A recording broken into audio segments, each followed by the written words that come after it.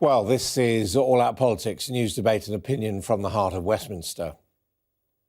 The government has announced a £350 billion rescue package to keep employees in work during the pandemic. But the Chancellor of the Exchequer is under pressure to extend the bailout to the UK's 5 million self-employed workers. This comes as the survey suggests half would keep working if they had symptoms of coronavirus. So what more should the government do to help workers? I'm joined now by the former Labour advisor and chief executive of the New Economics Foundation, Miatta Fahnbulleh, and Ryan Shorthouse, who is the former advisor to the Conservative Party, now director of the think tank Bright Blue. Thank you both very much indeed for being with us. Miatta, if I could start with you. I mean, it is clear, I think, to everybody that many people, particularly working in the service sector, have lost their incomes and are not protected because they're not employees. What can the government do?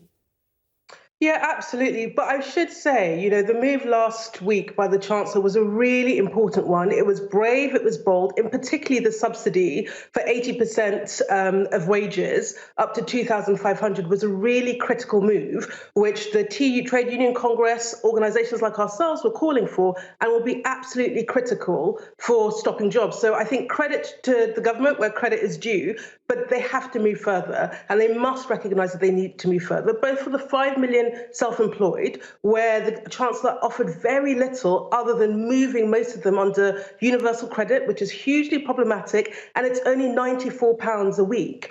But beyond that, even with the measures that the government has put in place, we are expecting unemployment at a level that we've not seen for a really long time. So we're going to have to strengthen the social security safety net. And that means both scrapping the processes and the mean testing that means it takes 5 weeks for people to access benefits, but also increasing it. So, we think we should be trebling from £94, trebling the amount that people receive, as well as critically statutory sick pay is still at £94, and the government must increase it.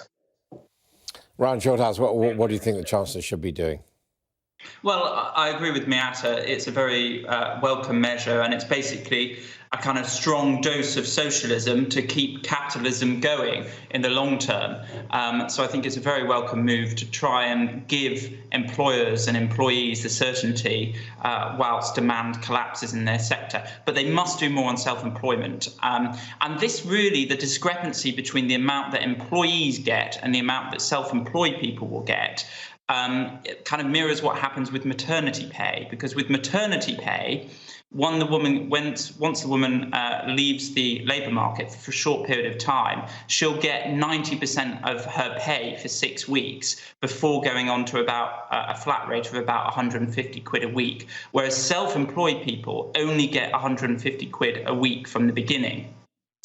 And this is because their incomes are very volatile. It's very hard for HMRC to accurately ascertain just how much they're earning. And of course, because we have annual self-assessment, their employment data is often very dated.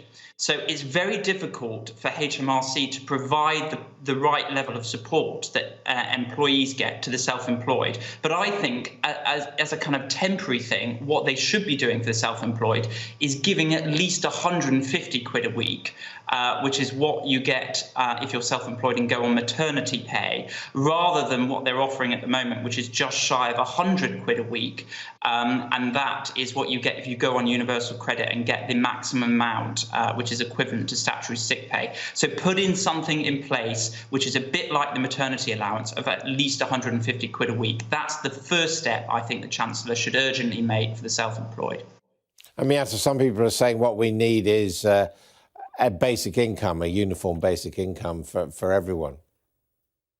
Well, so, I think that's definitely a measure that the government can think about. I think once they've put in place the 80% wage subsidy, the need for universal basic income suddenly feels less important. I think the really critical piece is bolstering social security. So, for people who are in work, as long as the money is getting out the door and the government gets a scheme up and running, they should be provided with income protection. So the big question are those who aren't in formal employment, either because they're self-employed or because they are out of work, they've been laid off, or they're looking for work.